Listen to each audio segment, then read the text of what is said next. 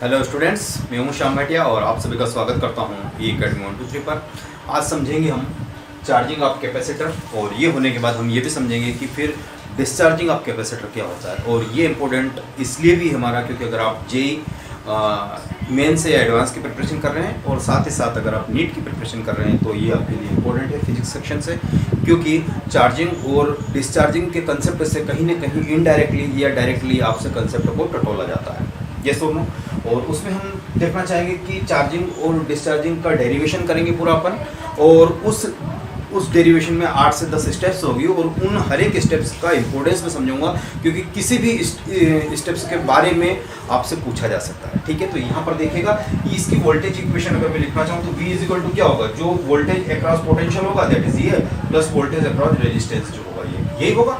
क्योंकि अगर मान लो 20 वोल्ट की मैंने बैटरी लगा रखी है तो जो वोल्टेज अक्रॉस, जो वोल्टेज ड्रॉप इसके अक्रॉस होगा, किसके अक्रॉस, कैपेसिटर के अक्रॉस, और प्लस जो वोल्टेज ड्रॉप आपके रेजिस्टेंस का अक्रॉस होगा वो दोनों के सम के बराबर होगा। ये सिंपल इक्वेशन है।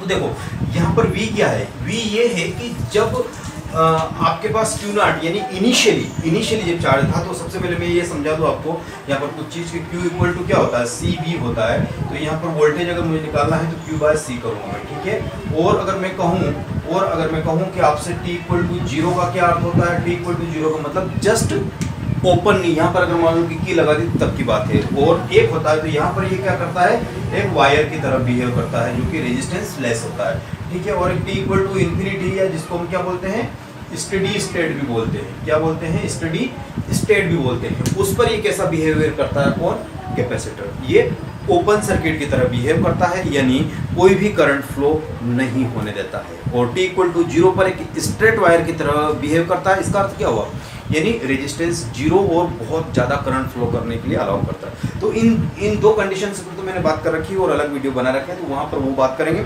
आज का इशू क्या है, आज का इशू है कि at time t equal to T पर कैपेसिटर की चार्जिंग कैसे होगी वो अपन को देखना है। तो t इक्वल टू टी पर अपन को कैसे करना है। तो इनिशियली जो होगा उसको Q नॉट बोल दिया और ये Q अपान C होता है।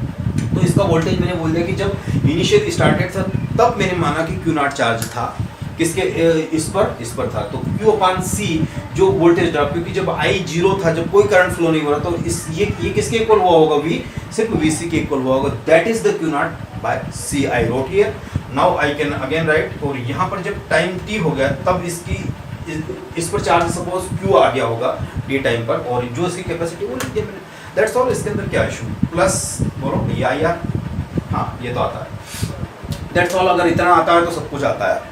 कहने का अर्थ है कि ये क्या है, इसको थोड़ा सा रीअरेंज करते हैं। Q naught minus Q upon क्या हो जाएगा, C is equal to IR।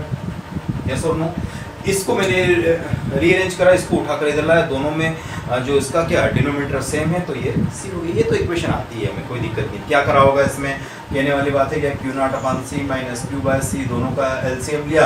अब ये Q नॉट बाय C ये तो आता, हाँ आना भी चाहिए। ये इतनी बेसिक चीज़ें आपके पास नहीं है, मतलब कहने का अर्थ कि ये ऑलरेडी 12th अगर आपने कर रखा है, कर भी रहे हो, तब भी आपके लिए ये चीज़ जानने वाली है। 11th है तो कोई मतलब नहीं इसका, ठीक है। फिर आगे आपको पढ़ना है। यहाँ पर देखिए ये वाली स्टेप बहुत इंपॉर्टेंट है। और करंट क्या होता है, करंट होता है आपका dQ अपान dt होता है, यानी चार्ज अपान क्या होता है, बोलो, चार्ज अपान टाइम को हम क्या बोलते हैं, करंट बोलते हैं, यानी पर यूनिट यूँ कहें कि rate of flow of charge क्या कहलाता है, करंट कहलाता है। तो यहाँ पर मैं क्या लिख दूंगा, इसकी जगह मैं लिख दूंगा सिंपल dQ बाय dt, और यहाँ पर आपके पास आ गया R, है ना। तो ये IR, ये चीज़ स्टेप IR इजी समझ में आई। चलो ठीक है, तो इसको मैं ऐसे भी लिख सकता हूँ, Q नॉट माइनस Q अपान C तो रहेगा ही रहेगा, और dQ बाय dt, और यहाँ पे R ऐसा ही है, ठीक है। आप चाहो तो इसको रीअरेंज करना ही पड़ेगा, तो मैं इसकी फाइनल वाली स्टेप यहाँ पे लिखता हूँ, ठीक है। तो here I write here Q naught minus Q that is C is equal to nothing but dQ upon dt, और ये R है तो ये R अपान में चला जाएगा। तो सारा मैं रीअरेंज कर देता हूँ, तो ये dt अपान RC हो गया is equal to dQ upon Q naught minus Q। ये मैंने इधर क्रॉस मल्टीप्लाई कर दिया, ये जो R था ये C से मल्टीप्लाई हो गया, और Q नॉट माइनस Q जो था ये इसके डिनोमिनेटर में जाने के बाद इसकी शक्ल, इस एक्सप्रेशन की शक्ल कुछ ऐसी हो गई। इसमें कोई इशू नहीं आता है, आता ही और आना ही चाहिए। तो अब इसको इंटीग्रेशन मार दीजिए, क्या कर दीजिए, चाहो तो यहाँ पर आप दोनों इंटीग्रेशन कर सकते हो, डेफिनेट इंटीग्रेशन भी कर सकते हो, इनडेफिनेट इंटीग्रेशन भी कर सकते हो। अगर इनडेफिनेट इंटीग्रेशन करोगे तो एक अननोन कांस्टेंट सी आएगा और उसको फिर इनिशियल वैल्यूज डालकर उस कांस्टेंट की वैल्यू फाइंड करनी पड़ेगी, या आप डी क्यू डालते हो तो फिर उसके अंदर यहाँ पर जिसे टाइम टी दिया तो इसके करस्पॉन्डिंग चार्ज क्या होगा उससे आ जाएगा। ये क्योंकि हम जानते हैं कि 1 upon integration of 1 upon x d x का जो इंटीग्रेशन होता है वो क्या होता है, लॉग एक्स होता है, 1 अपान एक्स का होता है। तो यहाँ पर क्यू नॉट माइनस क्यू का आप कुछ भी मान लेंगे, टी मान लेंगे, या टी तो है इसमें, तो आप एक्स वाई एम कुछ भी मान लीजिएगा, तो ये D Q minus D Q है, ये माइनस का आ जाएगा, दैट्स ऑल। तो यहाँ पर मैं अगर इसको इंटीग्रेट करता हूँ अभी, तो यहाँ पर क्या आ जाएगा, टी बाय आर सी, और ये आपके पास आ गया minus of Q not minus Q. ये माइनस कहाँ से आया, अरे ये कुछ मानोगे इसको क्यू नॉट माइनस क्यू को, तो ये डी क्यू है नॉट, डी क्यू नॉट है, तो ये क्या है, ये माइनस में आएंगी ऊपर वाली चीज़ें। अरे सिंपल वाली चीज़ यहाँ देखो, ये इसको समझाता हूँ, q not minus q is equal to आपने मान लिया वाई, तो ये क्या करोगे, minus D Q upon d y is equal to कितना हो जाएगा, 1 हो जाएगा, तो minus D q is equal to plus y आ रहा ना ये, तो यहाँ पर तो वही रखोगे ना, उससे आ जाएगा, वो इश्यू नहीं है, मतलब ये कहने का था कि ये याद, इस स्टेप के बाद ये वाली चीज़ है। अब आप क्या करोगे, जब टाइम टी था तब क्या कंडीशन से बनी होगी, तब तो क्यू भी जीरो रहा होगा, हाँ टाइम टी था तब तो कुछ चार्ज था, तो ये जीरो हो गया, और यहाँ पर क्या आएगा, एक लॉग सी या सिंपल एक सी, यहाँ आप दे दो कि सी वन एक कांस्टेंट आ गया मेरे पास, क्योंकि ये मैंने इंटीग्रेशन करा तो कांस्टेंट आएगा। अब मुझे इस कांस्टेंट की वैल्यू फाइंड करनी है, क्योंकि ये तो मुझे इसके अंदर लगाना, तो ये तो जीरो हो गया, और यहाँ पर जो मेरे पास आ रहा है ये क्या आ गया, लॉग, यहाँ पर क्यू, ये जब जीरो होगा तो ये क्यू नॉट हो गया प्लस सी वन, तो यहाँ से सी वन की वैल्यू मेरे पास क्या आ गई, ये उठा के इधर लिए साइड चेंज होगा तो ये माइनस का प्लस हो जाएगा, तो यहाँ पर कितना बन रहा है, लॉग क्यू नॉट, तो यही लॉग क्यू नॉट सी की वैल्यू यहाँ पर चिपका दूंगा ऊपर, कहाँ पर, सी की जगह। तो फाइनल मेरा एक्सप्रेशन क्या बनेगा, फाइनल मेरा एक्सप्रेशन बनेगा T upon R C is equal to, I can write here log Q not minus Q और प्लस सी वन की जगह क्या लिखा है, log of Q naught, log of Q naught, simple. इसके आगे की स्टोरी में यहाँ लिखता हूँ, इसके आगे की स्टोरी में इसको हटा देता हूँ, ये भी यूजलेस है, ठीक है, ये इस पे सब काम में ले लेते हैं। अब यहाँ पर इसके आगे की स्टोरी में यहाँ लिखता हूँ, तो I can write here T upon कितना होगा, आर सी होगा, और ये जो हो जाएगा आपके पास लॉग क्यू नॉट अपान, बोलो Q not minus Q, yes हो गया। ये अब बोलो वो माइनस वाला था तो ये अपान में होता है ना माइनस वाला, ये क्या हो जाएगा, माइनस बी माइनस ए, या लॉग ए माइनस लॉग बी होता है, तो लॉग ए अपान बी होता है फार्मूला ये वाला, तो उसी से तो निकाला मैंने, ठीक है। तो ये चीज़ आपको आनी चाहिए समझ में। अब मैं क्या करने वाला हूँ, कुछ करने वाला हूँ क्या, हाँ, और थोड़ा सा रीअरेंज कर ली ताकि जो बुक में आप रट्टा मारते हो उस फॉर्म में आ जाए। तो कुछ भी नहीं करिए इसको। यहाँ पर आप क्या करोगे, ये ई बेस पर लॉग है, क्या है, ई बेस पर लॉग, तो मैं इसको ऐसे भी लिख सकता हूँ, ई की पावर टी अपान आर सी, यस ई की पावर टी अपान आर सी लिख सकता हूँ, और ये लॉग हट जाएगा मेरे पास, तो Q naught upon Q not minus Q लिख सकता हूँ, हाँ ये तो लिख सकते हो। अब मैं क्या करना चाह रहा हूँ, अब मैं चाह रहा हूँ कि इसको, क्योंकि मुझे थोड़ा सा और रीअरेंज, तो यहाँ पे लिख सकता हूँ ई की power T upon R C is equal to, मैं ऐसा लिख सकता हूँ Q minus Q naught upon Q naught, हाँ ऐसा भी लिखा जा सकता है, सही लिखा सर, कोई दिक्कत नहीं। ये उल्टा कर दिया, इसको उल्टा पुल्टा है ना, तो ये क्या हो जाएगा उल्टा पुल्टा, तो ये तो 1 हुआ, और ये क्या हो जाएगा क्यू अपान क्यू नॉट हो गया, हाँ ये तो आइए समझ में, बस यही आगे समझ में। तो आप क्या कर सकते हो, इसी को, तो इसको कैसे लिखोगे, अब ई की पावर टी आर सी लिख सकते हो, ये ऊपर जाएगा तो माइनस हो गया, हाँ ये तो आता ही है, और यहाँ पर जो ये भी आ रही है value Q upon Q not की जो वैल्यू आ रही है ये ऐसे आ रही है। अब यहाँ पर और क्या करना है, एक स्टेप और, कहीं जगह हो तो एक स्टेप और कर लेते हैं, तो यहाँ जगह है तो यहाँ एक स्टेप और कर लेते हैं, है ना, ताकि आपको पूरा एक्सप्रेशन। अब इसको देखिएगा, इसको मैं फाइनली यहाँ पे कर रहा हूँ, देखो ये फाइनली मेरा कहाँ पर आया है, यहाँ पर आया फाइनली, यहाँ पर निकालने के बाद, ठीक है, और इसका फाइनली ये वाला है, यस यहाँ से ये गया, ये फिर आया, फिर यहाँ से ये गया, अब यहाँ से अपन को ये जाना है, ठीक है। ये वाला इक्वेशन में थोड़ा सा ऐसे कर दिया। अब देखो इसके अंदर क्या करना है, इसको उठाकर इस साइड लाना है, और बस कुछ नहीं करना, तो Q upon Q naught is equal to write that, और 1 माइनस सी की power T upon R C, या सी भी आता है समझ में, तो मैं लिख सकता हूँ Q is equal to Q not 1 minus ई की पावर आर सी। यस, क्या यही कैपेसिटर की चार्जिंग इक्वेशन है? यही कैपेसिटर की चार्जिंग इक्वेशन है। इसी को हम बोलते हैं, इसी एट टाइम टी पर जब कोई कैपेसिटर चार्ज होता है तो यही कैपेसिटर की चार्जिंग इक्वेशन है। और देखिए जब t इक्वल टू क्या हो जाएगा, आर सी हो जाएगा, तो ये क्या हो जाएगा, q is equal to Q naught और 1 माइनस 1 बाय ई हो जाएगी।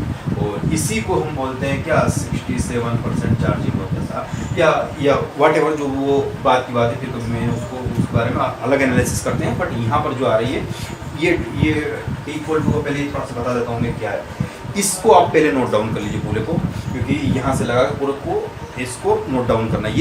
ये चार्जिंग इक्वेशन है अपना, दैट्स ऑल।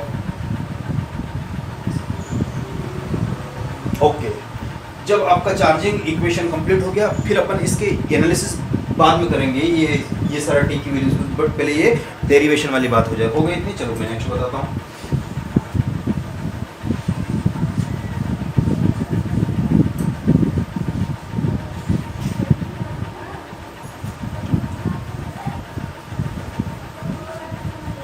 अब अपन को चार्जिंग की जगह क्या करना है, डिस लगा दीजिए। अब क्या करना है, डिस्चार्जिंग करना है कैपेसिटर को। यानी कहने का अर्थ है कि ये जो बैटरी थी, इस बैटरी को आप क्या कर सकते हैं, आप हटा सकते हैं। यानी जब बैटरी को हटाएंगे अपन, बैटरी को हटाएंगे तो ये क्या हो जाएगा, v इक्वल टू 0 हो जाएगा। तो जो v इज इक्वल टू था अपने पास v अक्रॉस v r जो था, ये अब क्या हो जाएगा, v that will be equal to 0। और जब ये 0 होगा ना, तो यहाँ पर 0 is equal to Q upon क्या हो जाएगा, R C क्या था, C कैपेसिटी है इसकी C माइक्रोफैराड कैपेसिटी मान के चल रहे हैं। और ये अपने पास IR तो रहेगा ही रहेगा, है ना। ये सिर्फ 0 होने वाला है। ये क्या चीज़ है, ये अल्टीमेटली पोटेंशियल जो वोल्टेज अक्रॉस द टर्मिनल्स वाली बात आ रही है। सिंपल लॉजिक है, इसके अंदर कुछ भी रखा हुआ नहीं है। तो आप इसको उठाकर इधर लेके आइए, माइनस क्यू बाय सी। और इसको क्या लिखा था, D Q by D T. हाँ सर, अब बिहाल तो लिखा अपन ने, हाँ बिहाल ही तो लिखा है। आई को अपन ने क्या लिखा था, अभी आई को ही लिखा था, तो D Q upon D T लिखा था अभी थोड़ी देर पहले। हाँ, वो कैसे आया क्या ये आप जानते हैं। तो यहाँ पर सारी चीज़ें आ रही, थोड़ा सा अरेंजमेंट इसको भी और कर लीजिए। तो ये भी अगेन क्या हो जाएगा, डी टी अपान आर सी हो जाएगा, और इज इक्वल टू अगेन ये डी क्यू अपान क्यू हो जाएगा। हाँ, अब यहाँ पर क्यू नॉट का कोई चक्कर नहीं है, क्यों नहीं है, क्योंकि ये क्यू अपने पास आ गया। ठीक है, इसको थोड़ा सा मैं यहाँ कर लेता हूँ। तो ये D T upon what I write here is equal to minus D Q upon Q. अब इसका इंटीग्रेशन कर लीजिए, क्योंकि अब यहाँ पर क्यू नॉट नहीं है तो कोई दिक्कत नहीं, ये सिंपली आ जाएगा। तो ये क्या आ जाएगा, टी अपान आर सी हुआ, और इज इक्वल टू ये कितना हो जाएगा मेरे पास, लॉग क्यू हो गया। ठीक है, लॉग क्यू हो गया। अब ये अल्टीमेटली जो चीज़ आ रही है आपके पास, ये क्या आ रही है, ये चार्जिंग और डिस्चार्जिंग का कंसेप्ट आ रहा है। अब इसमें हम क्या करने वाले हैं, चाहो तो इस स्टेप को आप क्या कर सकते हो और भी, क्योंकि वो पहले वाले स्टेप मैंने कैसे बताए थे आपको, इनडेफिनेट इंटीग्रेशन से बताई थी, ये मैं डेफिनेट इंटीग्रेशन से बता देता हूँ, ताकि दोनों आपके पास कंसेप्ट समझ में आ जाए। जब टाइम t इक्वल टू 0 रहा होगा, तब चार्ज क्या रहा होगा, क्यू नॉट रहा होगा इसका। जब ये टाइम t हो गया, मतलब डिस्चार्जिंग की बात कर रहे हैं, ये चार्ज तो हो चुका था तब क्यू नॉट चार्ज था। दोनों की कंडीशंस अलग अलग है, दोनों को मैच नहीं करना आपको, है ना।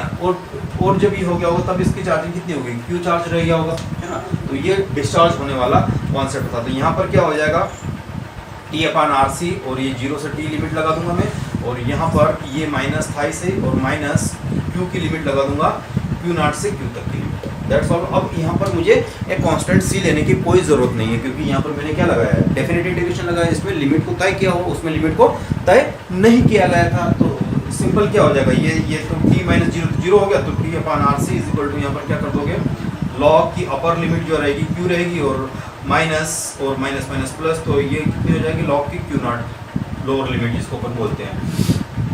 तो again I can wrote here T upon R C is equal to, मैं यहाँ पे लिख सकता हूँ कि लॉग की क्यू नॉट की वैल्यू आपके पास कितनी आ रही है, क्यू आ रही है। ठीक है, क्यू आ रही है, और ये क्योंकि क्यू नॉट अपान क्यू ये माइनस का था, तो माइनस ए माइनस बी हो गया ना अल्टीमेटली ये वाला। तो यहाँ पर अगर आप इसको लिखेंगे तो कितना हो जाएगा, क्यू अपान आर सी, और आर सी अभी वो बार बार क्यों लिख रहे हो, इसी को यहाँ पे थोड़ा सा कर देंगे। ये किस बेस पर है, ई बेस पर है ना। तो यहाँ पर ये क्या हो जाएगा, ई की पावर कितनी हो जाएगा, टी अपान आर सी हो जाएगा, और ये Q upon Q naught upon Q. तो यहाँ से मैं इसको रीअरेंज कर लेता हूँ, तो Q इज इक्वल टू क्या हो जाएगा, Q नॉट अपॉन ई की power T raised to the power R C. ठीक है, तो इसको ऊपर जाएगी पावर तो कितनी हो जाएगी, Q नॉट अपॉन ई की power minus T raised to the power R C. ये वाली इक्वेशन डिस्चार्जिंग इक्वेशन है। इसी को इक्वेशन को हम क्या बोलते हैं, इसी को हम बोलते हैं डिस्चार्जिंग इक्वेशन। जो कैपेसिटर है वो इस मैनर में डिस्चार्ज होगा, इस मैनर में डिस्चार्ज होगा। तो ये जो कहलाता है ये डिस्चार्जिंग इक्वेशंस कहलाता है। ठीक है, तो ये सारी चीज़ आगे समझ में, तो Q नॉट के लिए ये आपकी डिस्चार्जिंग इक्वेशन कह सकते हो उसको। ठीक है, तो ये दोनों इक्वेशन चार्जिंग और डिस्चार्जिंग इक्वेशन मैंने यहाँ पर रखी। ठीक है, अब मैं यहाँ पर थोड़ी सी बात एनालाइज करना चाहता हूँ दोनों के बारे में। ठीक है, तो चार्ज ये हटा देते हैं अभी अपन, तो ये दोनों चीज़ हटा देते हैं, है ना। और अब अपन थोड़ा सा एनालिसिस करते हैं इसके बारे में। तो ये आप स्क्रीनशॉट ले लीजिएगा इसका, और चलो ठीक है। तो अभी अपन ने एक साइड चार्जिंग की बात करते हैं, एक साइड चार्जिंग की बात करते हैं और एक साइड करते हैं डिस्चार्जिंग की बात। ठीक है, तो यहाँ पर अगर मैंने कहा तो पहला पॉइंट तो मेरा यही हो जाएगा कि जो equation Q is equal to होता है वो Q नॉट 1 माइनस ई की power T raised to the power R C होता है। आर सी को टाइम कांस्टेंट भी बोला जाता है। आर सी को क्या बोलते हैं, टाइम कांस्टेंट भी बोलते हैं, याद रखिएगा। टाइम कांस्टेंट दिया हो तो आप कह सकते हो, यानी 5 सेकंड बाद उस पर कितना चार्ज होगा कैपेसिटर पर, यदि टाइम कांस्टेंट 10 सेकंड है तो जाहिर सी बात है कि 5/10, तो यानी उसकी पावर कितनी हो जाएगी, टी पावर -1/2। तो ये वाला तो हुआ इक्वेशन, और ये वाली इक्वेशन कौन सी हो जाएगी, इसमें इक्वेशन क्या हो जाएगी, Q is equal to Q not e की पावर टी अपॉन आर सी हो जाएगी। Simple logic. ये तो पहले वाली इक्वेशन है ना। तो ये थोड़ा सा एनालिसिस से अपने कॉम्पिटिटिव एग्जाम के पॉइंट ऑफ व्यू से। ठीक है, और इसके जो परसेंटेज आपको निकालना होता है वो सारा हम कर सकते हैं। अगर यहाँ पर T इक्वल टू आर सी हो गया तो ये क्या हो जाएगा, Q is equal to Q naught 1 minus 1/E, that is ये 63%। ये 63% चार्जिंग हो जाता है। कब हो जाता है, T equal to R C होने पर ये 63% चार्ज हो जाता है। और इसमें T equal to R C लिखेंगे आप तो ये कितना हो जाता है, तो ये Q is equal to Q not e की power what will you write here, या तो 1, तो यानी Q not by E, that is again कितना 37% चार्ज। इसको हम क्या बोलते हैं, 37% चार्जिंग। तो अगर टाइम कांस्टेंट के इक्वल अगर टाइम पूछ लिया उसने तो डायरेक्टली नो डाउट उस टाइम पूछेगा वो आपसे कि if the time constant is 5 second and after 5 second what will be the charging on capacitor। तो कितना लिखोगे चार्जिंग और डिस्चार्जिंग। अगर चार्जिंग हो रहा है तो 63% हो जाएगा, और डिस्चार्जिंग हो रहा है तो 37% डिस्चार्ज हो जाएगा। तो ये चीज़ आई समझ में, सिंपल लॉजिक है जिसके अंदर आपको कुछ भी नहीं करना है। और जो इसका ग्राफ आता है वो इम्पोर्टेंट पूछा जाता है। ग्राफ जो होता है वो आपका ऐसा ग्राफ इसका होता है, और इसका ग्राफ डाउन ट्रेड है, कुछ लाइक दैट ऐसा होता है। तो ये आपको ध्यान रखना है। ये अल्टीमेटली जो होता है आपका Q और T के बीच में होता है, Q और T के बीच में होता है, ध्यान रखना है आपको। ठीक है, ये डिस्चार्जिंग का ग्राफ है, और ये डिस्चार्जिंग का ग्राफ है ये वाला, और ये चार्जिंग का ग्राफ है, दोनों आपको ध्यान रखना है। और ये अगर आपको आ गया समझ में, और यहाँ कहीं आपका जो रहेगा, और इसको आप यहाँ कहीं उस चीज़ को इंडिकेट कर सकते हो अल्टीमेटली कि ये 37% कह सकते हो, और ये कितना कहोगे, कितना था 63%, ऐसे कुछ ये चार्जिंग और एक्सपोनेंशियली होता है। T इक्वल टू इन्फिनिटी पर ये लिमिटिंग केस में इस पे एनालिसिस कर सकते हो। तो ऐसे करके हम चार्जिंग और डिस्चार्जिंग को एनालाइज कर सकते हैं। टाइम कांस्टेंट के इक्वल होगा तो वो चीज़ें इतनी हो सकती है। टाइम कांस्टेंट का कितना हो सकता है, टाइम कांस्टेंट का 2T हो सकता है। यानी कहने का अर्थ है कि आरसी क्या है, इसकी यूनिट भी क्या है, इसकी यूनिट भी टाइम की यूनिट ही है। और ये लगभग 2005 और 6 में बहुत क्वेश्चन से इसके आते थे, जब जेई का अपना पीक टाइम माना। अब भी जेई का पीक टाइम ही है, लेकिन उसने कुछ चेंजेस कर दिए। तो जब भी आता है एक से ज़्यादा सर्किट, अगर आर से सर्किट दिया गया हो तो आर इक्विवेलेंट निकाल लीजिए और सी इक्विवेलेंट निकाल लीजिए, और वहाँ का टाइम कांस्टेंट ही पूछ लेता है आपसे कभी कभी, क्योंकि उसके अंदर पैरेलल सीरीज में कुछ दे दिया आपको, पैरेलल सीरीज में दे दिया आपको कैपेसिटर दे दिया, और अगेन पैरेलल सीरीज में आपको दे दिया रेजिस्टेंस। तो अब आप टाइम कांस्टेंट कैसे निकालोगे? अगर सिंपल सर्किट था जो अभी बनाया था, ऐसा तो आर से निकाल सकते हो, लेकिन तब क्या करोगे? तब सी इक्विवेलेंट आर इक्विवेलेंट निकाल कर मल्टीप्लाई करके आप आर से, सिंपल आर से भी पूछ लेते किसी सर्किट में। एक सर्किट दे दिया, बोल दिया कि इसका टाइम कांस्टेंट बताओ, एक कॉम्प्लेक्स सर्किट दे दिया, तो कैसे निकालोगे उसका? तो इसी टाइम से तो आर से क्या होता है? टाइम कांस्टेंट, और उसकी जो यूनिट होती है वो भी टाइम की यूनिट होती है। तो ये कभी कभी मान लो कि 5 सेकंड दे दिया, और ये टाइम मान लो कि 2.5 सेकंड बाद कितना होगा? तो ये क्या करोगे आप? इसका फंडा कितना आएगा? 2.5/5, तो ये कितना हो गया? 1/2 हो गया। तो यहाँ पर जो आ रहा है ये इस e की पावर में क्या लिखोगे? Q0 जो रहेगा e की पावर 1/2। तो यहाँ से रूट करके ऐसे निकाल सकते हो। तो बहुत सारे ऐसे क्वेश्चंस हैं। बाकी अगर आपको और एक्स्ट्रा पढ़ना है तो जाहिर सी बात है आप उससे जुड़ सकते हैं। और ये मैंने एक ब्रीफली ओवरव्यू किया है, उसके और भी क्वेश्चंस लेकर मैं आऊँगा। तो वीडियो को लाइक करते रहिएगा, शेयर सब्सक्राइब करना बिल्कुल न भूलें। आज का वीडियो यहीं तक, मिलते हैं अगले video. Thank you, bye bye.